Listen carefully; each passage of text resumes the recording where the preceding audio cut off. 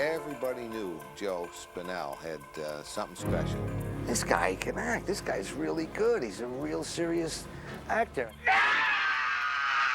He was on his way, in my opinion, of being the king of horror. He was out there.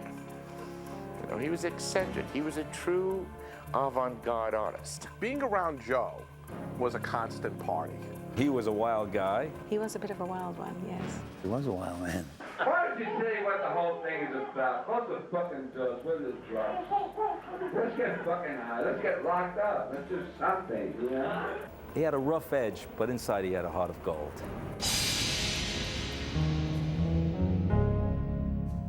He was born October 28th, 1936, at 566 2nd Avenue. Well, he would always clown around. We lived in a railroad flat, and he would come from the living room and have his arm around his neck as if someone was strangling him. And he would tell all funny jokes to us to make us laugh. Well, it actually started when he would go to the Madison Square Boys Club, which was on 29th Street. And they had more or less like a drama club there. And he would partake in little plays that they would put on. I met Joe Spinell when I was a kid in the Boys Club, in Madison Square Boys Club. And I love movies, and they always talked about the movies. He was always at the movies. All types of movies, whatever, you know, entertained him.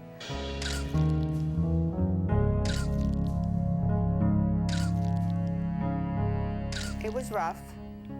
I had to quit school to go to work. My older brother, Rico, he worked. He was really the sole provider at that time because my father was a very sick man. He could not work anymore. Albert, we had a problem with him. He was my oldest brother. He had a mental problem, so he could never work. Then Joey, after graduating high school, like I said, tried to venture out in the field, tried to get work, and started with the cab, and then slowly by slowly started getting bit parts. The Godfather? Well, I have to take a little credit in that. I had, my sister-in-law's best friend was married to Mario Puzo, and she had told me that they were going to make this film. So I wrote a 6-page letter stating how good he was, natural actor, never had any lessons. I don't know, maybe about 2-3 weeks later, I received a letter telling him to go for audition, and that's how he got the part in The Godfather. Well, actually, I went to a barbecue with a friend of mine I went to film school with. His name was Felix the Cat. There's this young man in full regalia like he came out of The Godfather, which I didn't know at that time, he just did. And we sort of developed a partnership over the years, you know. Needless to say, it became Joe and Lou. We were like lovers in a way, though we weren't physical lovers, but it was like a connection, you know, it was like brothers. Right after that, he seemed to be getting, you know, more work right after, you know, one after another. He had an ability to go up to a Billy Friedkin or a Francis Coppola and absolutely just, he had no intimidation about who they were. He could care less. And they hired him every time. They loved it. Come on, he'd say, well, come on, Billy, you need me in this picture. There's no part for you, Joe. Billy, trust me, you need me in the picture. Yeah, Joe was the most versatile of the so-called stereotypical Italian, you know, wise guy actors. You know? Yeah, Joe broke through that, and not very many others have.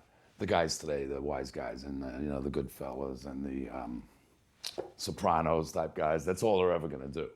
And Joe played priest and Southern coal miners and Western prison guards. I'm an actor since I'm a child. I'm 9 years old. I was on the radio.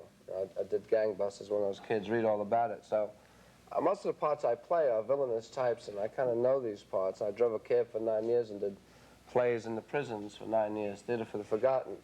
So it's not like I live in the situation. I just kind of like soak it up. Then they were doing Godfather Part 2. They needed a lot of Italian extras. So he brought me there, and I got in. And then me and him came out to California. We lived together in the Oakwood Apartments. The famous Oakwood Apartments on Barham. Oh, it was great out here. You know, we left in New York. We were living with our mothers. We both lived with our mothers at home. Nice weather out here in California, Joe? Sucks. Too hot. You know, he was someone who worked constantly. I mean, he was in demand by every A-list director both on the East Coast and on the West Coast. He would take a role, large or small. He just loved to work. Joe loved movies, loved being on a set, loved acting. That was his life. Joe never approached a role as a small role. He, in a very naturalistic way, would make any role memorable. Joe was aware that he had a certain physical appearance on camera, and he played it. I mean, they hired him for that. You know, he played, the heavy in a lot of stuff. You know, everybody knew Joe Spinell. He was a real rat bastard, and everybody knew it. So it was a surprise when I got to know him, and that's when I said, you know, this guy's really all right. I like him. He was game for anything, you know what I mean? Whatever you asked him to do, he was ready to do it. Some guys get prepared, and you can't talk to them, and they can't be disturbed. Joe could be shooting crap in a corner, and you say, Spinell, you're on. Boom, he comes, and he's ready. I think you'd be talking to him off stage and telling jokes. And as soon as it was time to go on, his preparation was so internal that he didn't have to go outside and prepare and prepare and prepare. It was already there for him. It just surfaced as soon as the camera went on. Right, but like Robert De Niro really gets into it. Now, here's an actor that gained 60 pounds to do the Raging Bull. Very few actors would do that, you know. True. I mean, he's in the essence, you know, they're the top actors. I don't feel I'm in their class at all, you know. I'm an admirer of them, Al Pacino too. But the thing is that you do a little research, but I like to play off of more what's happening. He was very serious when it came to his lines or his craft, and no matter if he was inebriated or whatever, you know, sometimes he used to come on the sets bombed. But as soon as it came time for him to do his thing, he was right on the money. I'm ready to get a bottle of booze and straighten out my act here. This is hard to take straight, I'll tell you. First met Joe when I was doing a Question of Honor. And to show you what kind of a guy Joe was, there was a scene where a guy had to come in to a courtroom and testify. And he had to come in with a bag over his head. So a few actors that they offered the part to refused it because they couldn't be seen. When the scene was done, the guy walked over to me. And I had no idea who it was. And he pulled the bag off, and it was Joe. So Joe heard that there was a problem. Joe said, I'll do it. And without no fanfare, without anything. And that's the way Joe was. Joe was a kind of a guy that if he was your pal, he was your pal for life. I have never, ever worked with a better actor. Never. Everything this guy did was riveting. You could watch him and never be bored. And extremely generous to his fellow actors. I think he was probably one of the best actors that I've ever worked with.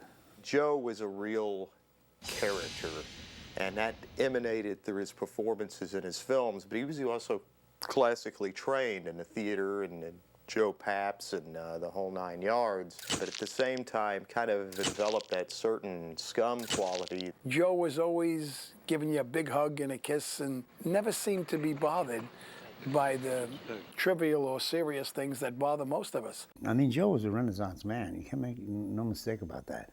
Joe could write poetry, Joe could paint, Joe could sing, Joe could dance. I don't think there were too many things that Joe couldn't do, and do them well, and do them with a supreme excellence. But he also loved the socialization and the gregariousness of being with other actors. Joe was a very social creature. Danny Aiello and Ray Serra and Michael Gazzo and Nigel Davenport and a whole bunch of young actors that haven't really made it, but, you know, did little things here and there. And Joe would feed them all.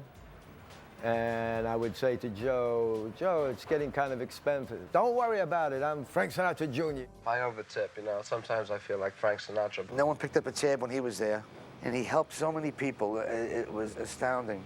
You know, whether you were a makeup guy or you were, what do you do? Music. Come here, do the music in this movie. Let him do it. He can do it. Show him the music. What do you play? What do you do? Makeup? Give her a job. Let her be the makeup girl. He helped everybody. Our band's playing at the lingerie on Sunday. Write it down where you are, because I want to come. Slamming and jamming, ramming, ragging on the drag. But he was very supportive of a lot of my ventures and my Broadway shows and things of that nature. I remember we were doing Marlowe on Broadway at the time, and Joe actually went out on the street because we were having a bad time of getting people in the audience. He actually went out on the street and was telling each individual as they were walking by what a wonderful show it was. Mr. Conforti's play is the best thing that happened to Broadway since here. He would actually take people up the street into a pizza place and buy them food. I mean, he's a real character. He'd bounce around. He would talk to the hookers in Times Square, and Joe knew everybody, and everybody knew Joe. He liked everybody. He believed in everybody. He would find guys, and I'm like, where did you get this guy? He's a writer. Writer? What are you, crazy? You know. He found Stallone. Stallone came up to being The Godfather, and they took a pass on him.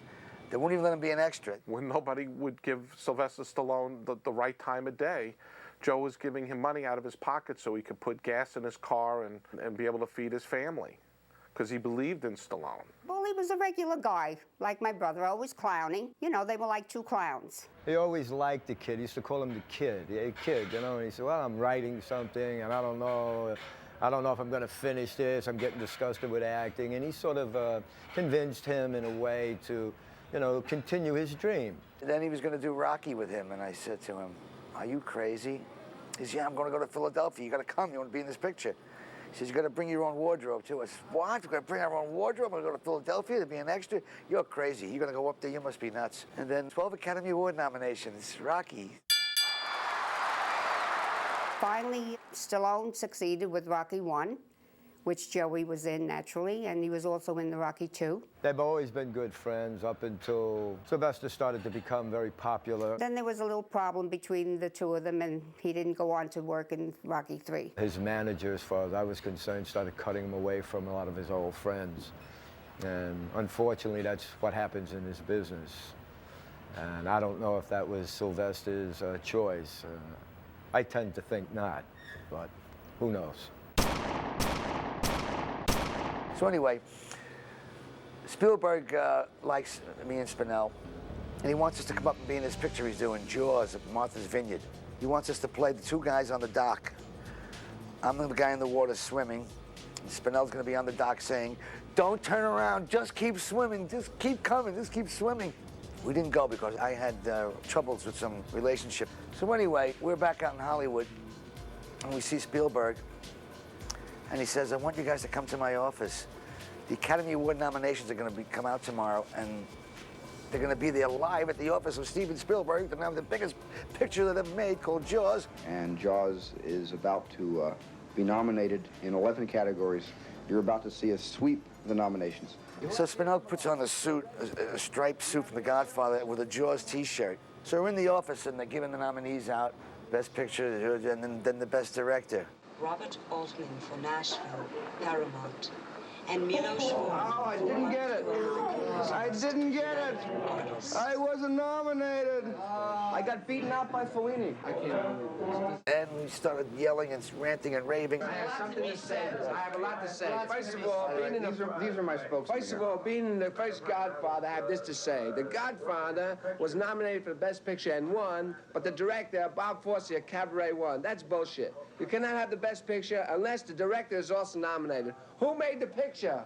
Somebody's mother? The director. This man made yours. Are you kidding? Who's kidding who around here? This is a dark day in Hollywood. Absolutely. The sun is shining, but this is a very This is a dark day for our pal. The greatest picture of all time was made, and they haven't recognized the director. Who made it? The shark? We actually saved them a lot of embarrassment, because the next thing would have been, how does it feel to have directed the biggest grossing picture of all time and not being able to eat? I'm suffering enough. All right, we're suffering No more, with I'm you. suffering. We're suffering. Cancel my day. Right, we're getting drunk.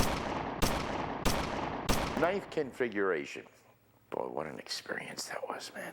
Oh, we needed the 10th configuration. It was shot during the 70s, and it was also shot in Budapest. And it's a whole different atmosphere over there under totalitarianism. I mean, it was heavy. It was long and arduous, but it was because of Joe, it was one of the most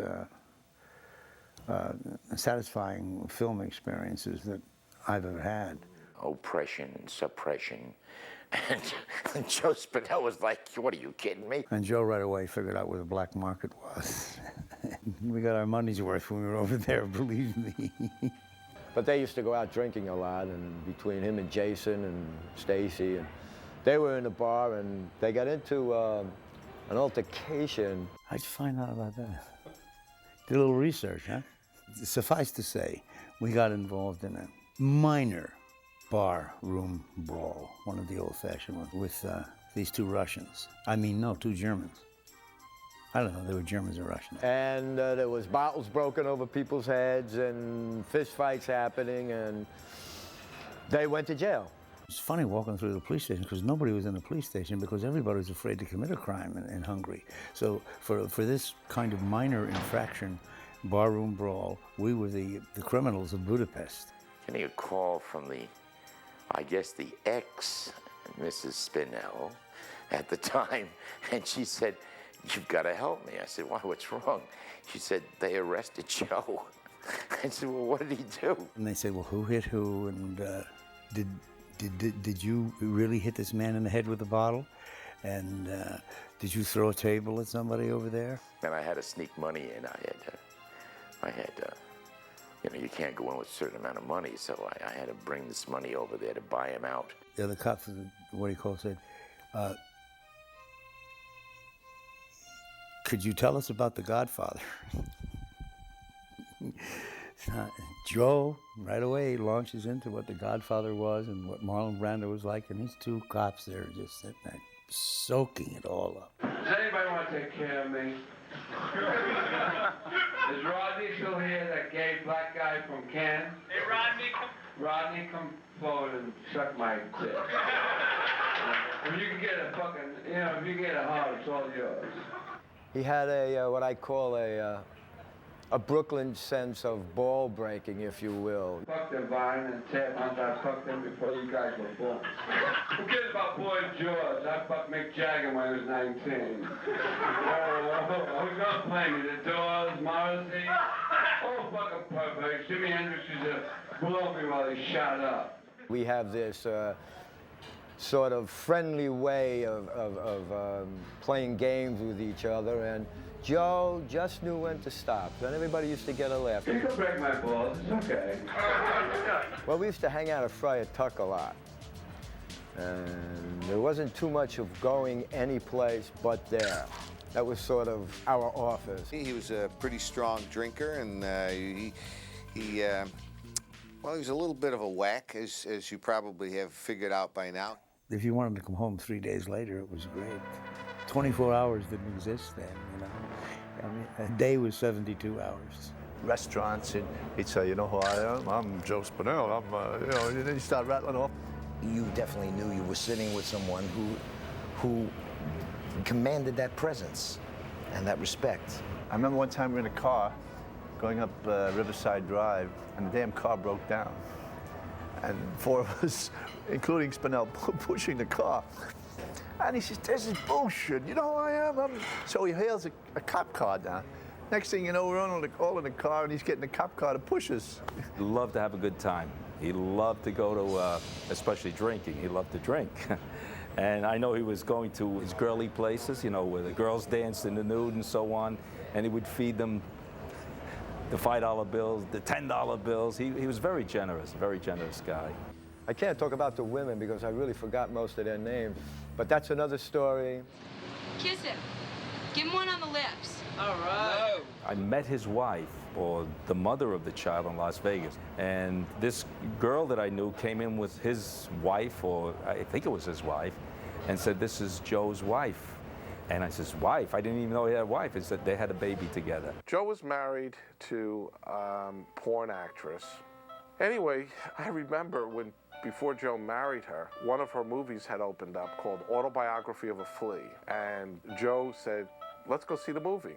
I go, "Joe, I'm not going to go see this movie with you. Watch your girlfriend up on the screen." He goes, "Nah, Bill, it's no big deal. Let's just go. Come on." Well, we went to the cinema to watch this. Luke and I sat in one row, and Joe sat about 7 rows in front of us because he liked to smoke. And every time his wife or one of the other actresses made some, stupid remark, that was meant to be funny, "Never let anyone put their hands there." Joe bursts out in this laughter.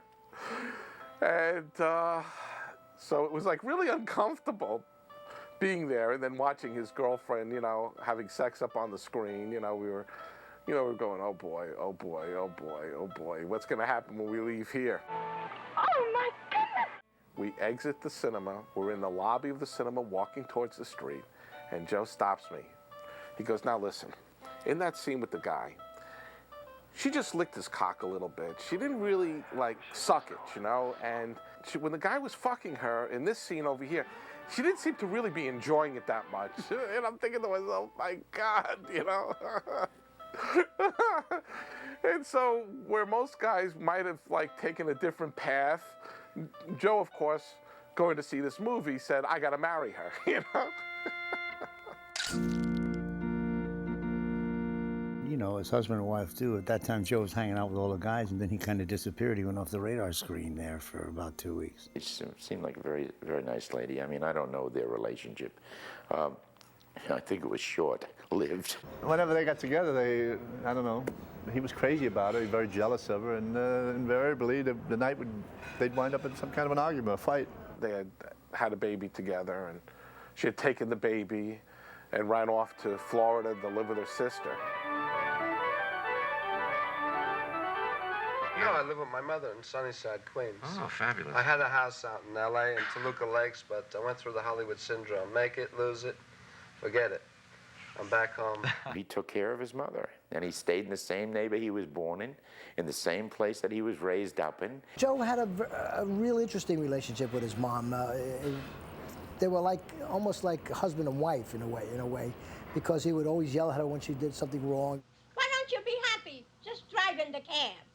Because I got talent, Mom. He loved her very much, and he was kind to her. If his mother was younger, it would be his girlfriend. I mean, that's how much he loved her, not only as a mother, but as a person. He used to take his mother on auditions. He got his mother in 3 films. What is it, Ma? You got a joint? She used to call me up. Bill, do you know where Joey is? Do you know where Joey is? I can't find him. He didn't come home last night. Joe was a good little obedient son with his mom. And when he wasn't around his mom, you know, he was a bit of a wild man, you know what I mean? But, you know, a fun-loving guy. One day he would kill for Joe, and the next day he wanted to kill Joe. You know, he could walk out of a bar where he had a couple $100 tab going, and you'd get stuck with it, and the next day he'd come in and buy the whole place, including you, dinner. Joe had a little tax problem where his sister had taken over control of his finances, and she would give him $20 here and there to eat, buy food and stuff. And, you know, we'd be out in the bar spending thousands. Joe did not have a bank account because him and the IRS did not see eye to eye about finances. And so when Joe would get these huge residual checks from The Godfather, he'd show up at our office and go, Bill, do you think you can come down to the bank and cash the $16,000 check, you know? And I'd look at these huge checks he was getting on Godfather, and I asked him, you know, how did you get this? How come you're getting all this money? He said, well, I was the second highest paid person on The Godfather. And then he told me the story, that he was hired as a day player. And he had asked, according to Joe Coppola, if he would mind if Joe hung around the set and just take it all in and learn the business. Coppola loved Joe so much and loved his look and loved hanging out with him that he kept him on the picture for over 6 months. One of the Screen Actors Guild reps used to log him in every day as being on the job. All the other actors, with the exception of Marlon Brando, were all being paid what was called Schedule F SAG minimum. Joe was ending up with checks for a few $1,000 more than the lead actors in the movie. Yeah. He was talking to me one day, and we're up at Friar Tuck, and he said, "Yeah, Elliot Kavsner, you know, I think he wants to give me a 5-picture deal. What do you think?" And I said, "Joe, well, you're on your way. I mean, you know, a 5-picture deal with Elliot, I think would be a wonderful career opportunity." He said, "Well, I have a little problem, though." And I said, "What's the problem? You know, what problem could you really have?" He said, "Well, I have these 2 young kids, 19 years old, a kid by the name of Bill Lustig and Andy Garoni. And he says, they want me to do this horror film. What do you think?" Him and Bill Lustig were going to do this low-budget horror movie called Maniac, and I thought they were crazy. Once again, Spinell believed in this Bill Lustig. We became friendly because we both shared a love of film, and especially horror films.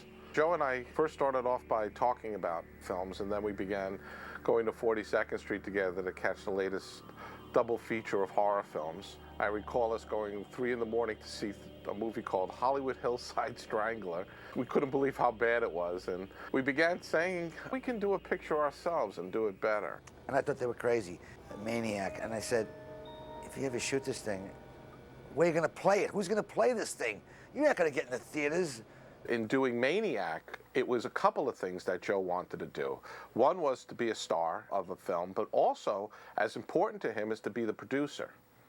It's my first movie that actually I co-produced with Bill Lustig, the director, and Andy Garoni, the producer, Two Young Boys, and I wrote it and I star in it, my first starring role. It's a horror movie. A lot of people, I'm sure, will not get off on it. My mother watches it like through her hands. He studied Gacy and, you know, all these serial killers, and they come up with this composite character to do this. What Joe brought to the project was the insight into serial killers. What I brought were the murder set pieces that were inspired by the films of Dario Argento, Mario Bava, and those sort of Italian giallo films. Maniac was made for $48,000 cash, 6 of which was money from Joe's salary on cruising. 12,000 came from Andrew Garoni, and 30,000 came from me. We pooled our money and figured if the train leaves the station, other people will jump on board. We wound up raising a grand total of $135,000 in cash as we were making the movie. I'd been invited to a Fangoria weekend. Tom Savini, Joe, and Bill were guests, and I was a guest there. He said, I've got this wonderful project, this film, and Bill's making this film. But we've been let down. Our lead actress is still working in Italy, and they were kind of committed to shoot within the next couple of days. So he said, well, how would you like playing an Italian photographer in this film? And she came aboard with her husband. Well, actually, it was her husband who really said, I'll come up with the rest of the money you need. The feeling I get when I look at Maniac is being very cold, working long hours with no sleep, but Joe never quit. That was the thing, man. He never quit, and he believed more in me and I think everybody there than I've ever had a star of a movie after. It was difficult for Bill and Andy to get him motivated because I would get into the camper and Joe would say, you have my vodka, darling. And I would say, no, it's not here. Well, you go tell Bill and Andy, I quit. I am not working anymore. And then he would go through his little tirade, and I would go to see Bill and Andy, and Bill would go, I can't, what are you, well, and Andy would be sunken eyes and saying, well, I don't know, the budget's there. Well, I said, well, if the budget's not here, might as well shut the movie down because it's not working anymore. But it was a way of Joe keeping the boys on their toes. Joe's wild ways are legendary. He was as crazy as he ever was when he was making this film, but he never was unprofessional. He never not showed up. He never copped an attitude to anybody. He just liked to drink and smoke dope.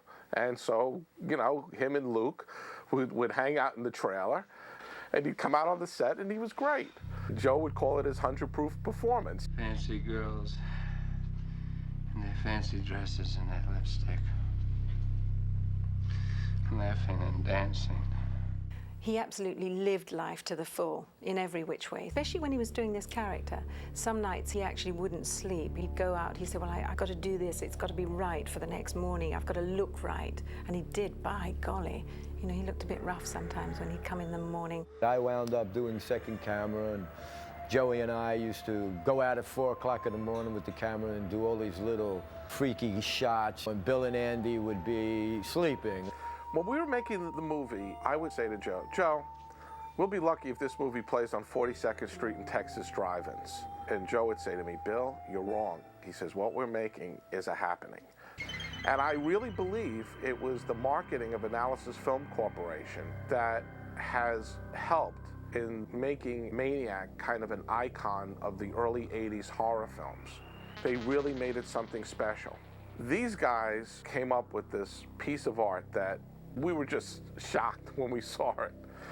Joe was shocked because he wanted his face on the poster. I think at some point we promised him his face would be on the poster, and his face wasn't on the poster, and they had created this poster with what appears to be a huge erection in the pants. Joe was like, I can't believe this. This is pornographic. What do you want to tell about Maniac, Joe? Maniac is a horror movie that came out of the front pages, actually, of New York Post and Daily News about a child who was abused by his mother, who grew up, as many of them did, and goes around whenever he gets tweaked off, killing women. I think it's sick, it's perverted, and I just want to stop things like that. This is violence. This is brutality. This is something that we subjugate people to almost daily. The most vocal group was the feminists. Newspapers wouldn't run the ads. We had to create different posters for, like, the subways. In places like Los Angeles, there were people painting over the posters. I'm sitting in my office all day long, and it just faces me, stares at me into the window, and I just can't take this. I think it was Bill or Andy Garoni, the co-producer, phoned me up and said, did I want to come along and open it in Los Angeles with Joe? And I'd heard by the grapevine that the women's groups were up in arms against this film. The maniacs who own this theater were showing the movie that shows how women get stalked and killed every day. So I thought, my golly, I'm not going to fly into that and face the wrath of the American women, so I chickened out.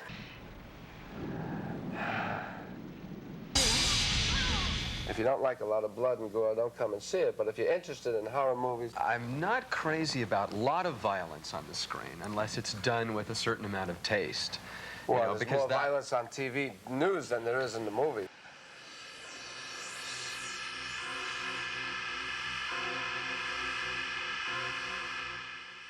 It was quite a brutal film, quite a raw film, of which many have sort of come along after that.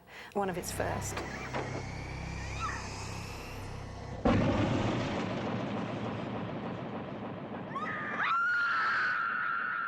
can't say I liked the film, but it was very powerful.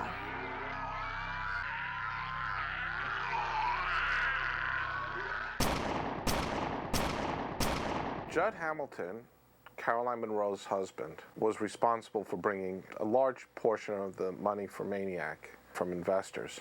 And when the investors got their money back, plus profits, within 6 months of the completion of the film, they looked at Judd Hamilton as being some kind of a movie genius. Because of the success of Maniac, we thought, well, it seems to be quite a winning formula, the two of us together, and we like to tour together.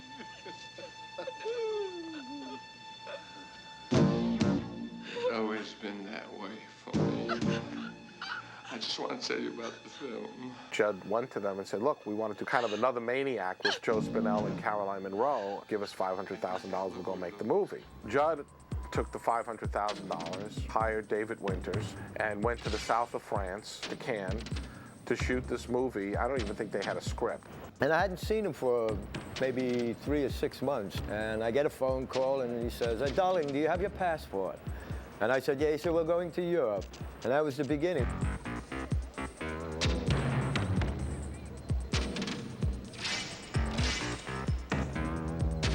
It was done very impromptu because we were during the film festival and a lot of the scenes couldn't be set up at all. So we had to just go with what was happening and make very, a lot of ad-libs going on.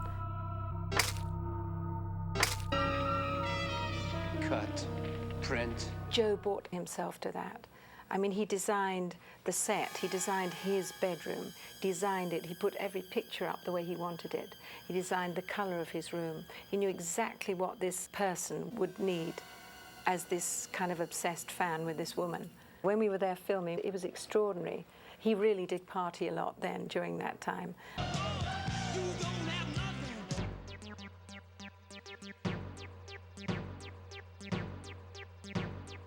We were staying at the Carlton Hotel. And then I get a call near the end of the shoot from Judd Hamilton. He says, come down to the lobby of the Carlton. So I said, well, what's up? He said, we have to leave the Carlton.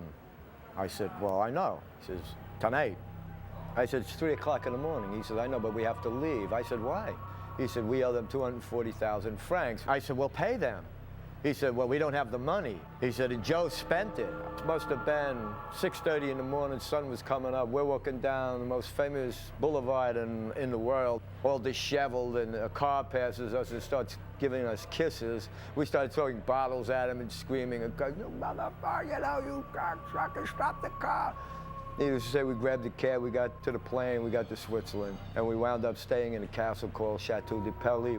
Definitely not as tight a production. It was a long production. I know I was absolutely exhausted. We went to Cannes and we went to Geneva, and I think some of it was shot in New York. I understand the final cost of the last horror movie was like something like $2 million, 4 times the amount of the original budget of the film. You know, I'd heard stories about how this guy ran up, you know, thousands and thousands of dollars worth of bills. And he used to tell me, everybody robs me. They don't pay me good money. They use me for a couple of days and they pay me short dough. But I did have a little movie. It was called Hollywood Harry. I said, hey, Joe, now, nobody's ever used you as a good guy, but I made it with $125,000, not much. And I said, you know what? Everybody was getting low budget minimum, including me. But the amount that I had left over was $11,400 and something. And I said, Joe, and I'm going to give it all to you. And he said, I'll take it. And to his credit, he never charged a penny that wasn't, that we hadn't agreed on.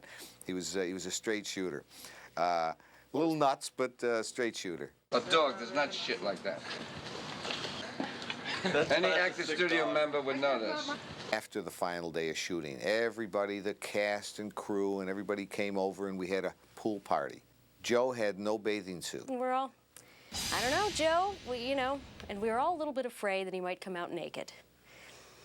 And that was a legitimate fear. So we're all sitting around by the pool, and out comes Joe. He had a Glad trash bag, and he took some scissors and he cut the ends off like this, and he slipped into it like a bathing suit. And it was basically a Glad bag diaper. And he comes strutting out like he's on the runway at the spring fashion show for bathing suits. And as he was in the pool, the water was filling into the Glad bag, and he came out of the pool, and it was just a gigantic orb around him, and little by little the water was coming out the legs, and he was just in his glory. That's my favorite image of Joe. Maniac is here, folks. The drinking and drugs escalated after we finished Maniac. He was really getting bad after that. I think Maniac might have facilitated some of his behavior. He owned a sizable portion of the film, and profits were coming in on the film within 6 months of our completing it. It offered him the money to go and do stuff that, you know, that he might not have done. It got harder. He lost, you know, the innocence and all the fun. He didn't know when to stop. And I would say, Joe, pull it back. And he would tell me, you're not my mother, leave me alone. I was getting tired of the same shit. Yeah, I had to take a break from it, you know. He sort of got mad at me because standing rap amongst friends was, Luke took a woman and he's not my boyfriend anymore. When we did Vigilante, he was starting to become unreliable. The drinking and the drugs had started to escalate. Listen to me, pal. You screw around with me and your ass will be with legal aid. And that spick friend of yours will be raw meat in jail. He was becoming increasingly more difficult to get him to show up. In fact, on Vigilante, he didn't show up one morning. Andy Garone had to go searching for him, doing detective work from the bar that he was in, what girl did he pick up. Joe's mother was one of the extras in the courtroom. When Joe finally did show up, she yelled at Joe when he came in, you owe Bill and Andy an apology, and you owe everybody here an apology. And Joe was going, yeah, Ma, okay, Ma, I understand, okay, I was wrong. And then Joe apologizes to the whole cast and crew.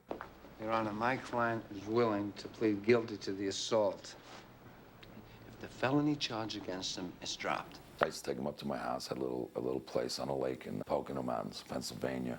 The deal was he could come if he didn't drink and brought no booze. I would go through his bag and check his pockets, but he'd find a way around that. He used to go to my neighbors, you know, and get a shot here and there. Yeah. One day we're out there and we're waiting on the set. And there's no Spinell. We're waiting on the set, and my partner turns to me and says, you're gonna have to go over to the hotel. He's over there. I know he is. I go up to the manager and he said, Mr. Spinell, please, sir, he's in the cocktail lounge. We have guests here from out of town. Could you do something? I walked in the cocktail lounge, and he was sitting there very nicely, very composed, having his 50th drink in his mother's dress. He had his mother's dress on, and he had painted his face. It looked like a Picasso painting. And he said, "What's wrong? It's my mother's dress. I like it."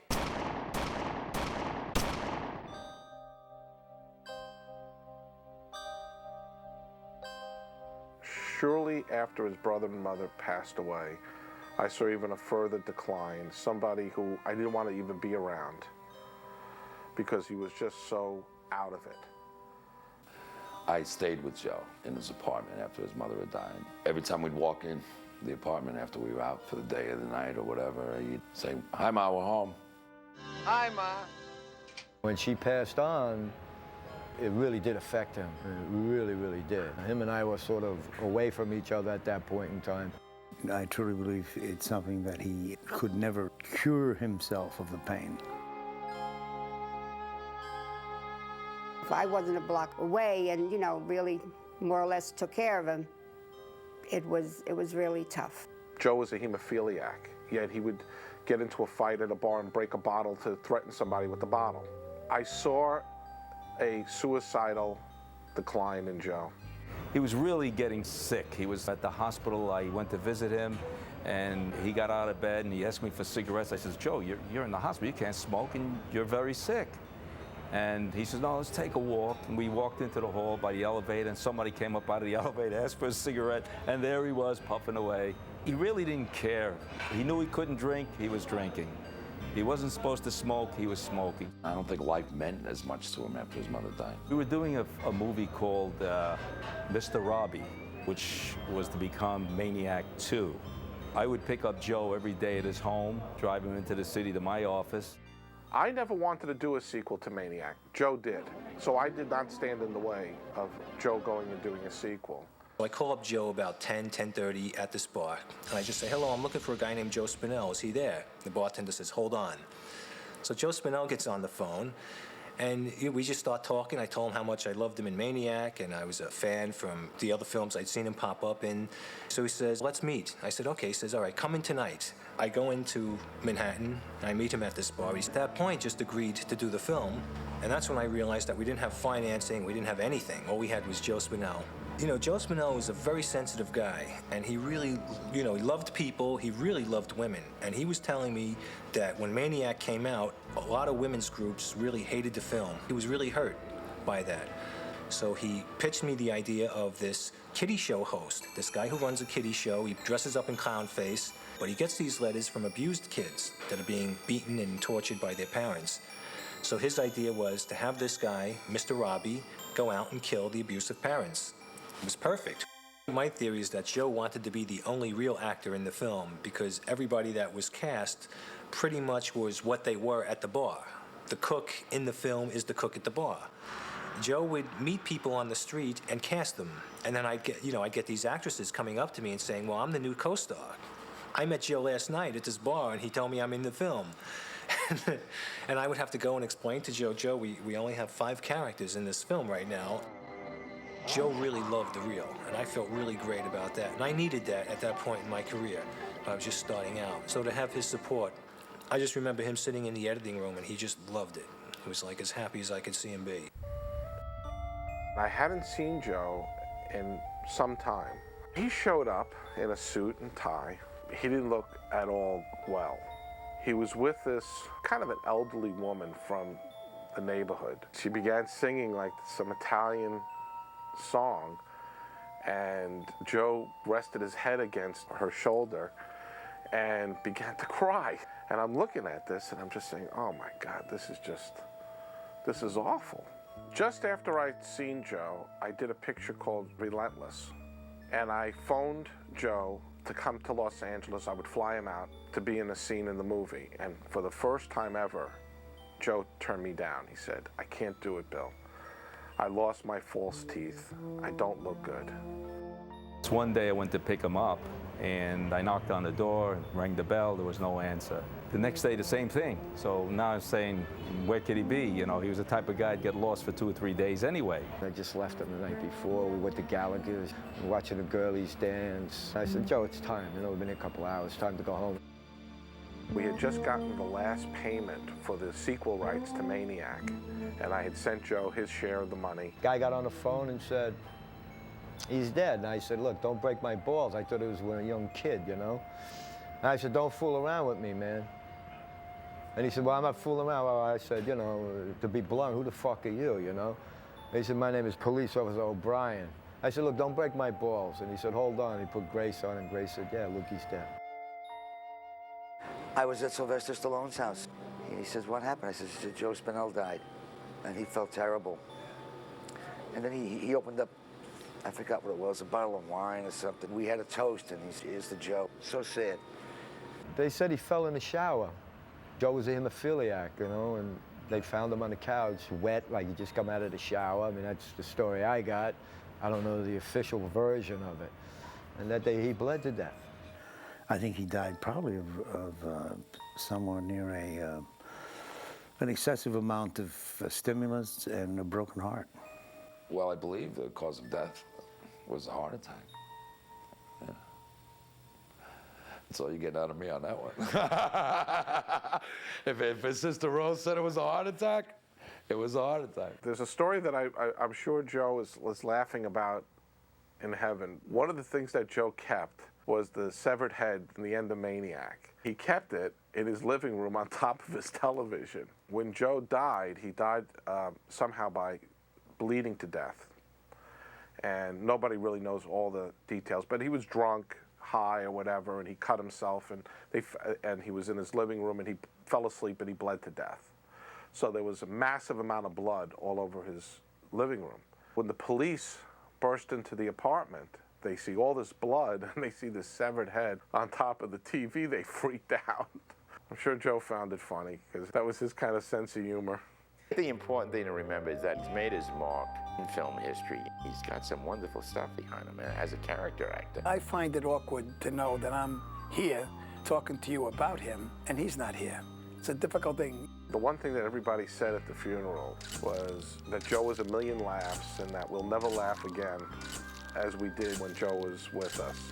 Everybody who knew him really loved him, even if at times they couldn't stand him. Nobody ever hated him. He was a good person. It's a shame that he's not with us because he had so much talent. He had an enormous amount of talent. He would have been great in so many roles that I see today lesser actors playing.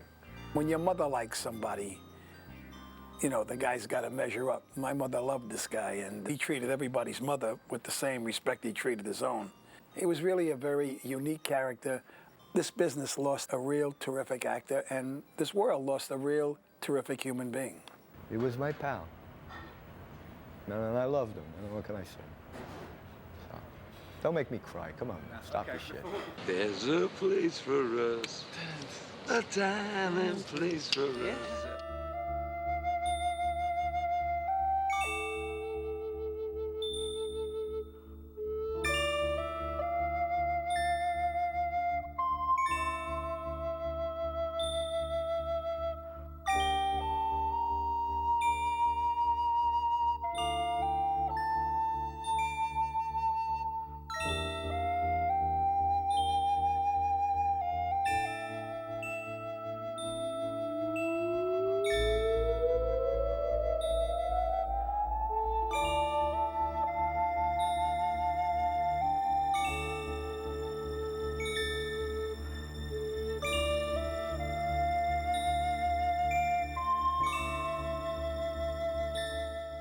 That's how I met him on The Exorcist. He shadowed me to make sure I was not doing naughty things.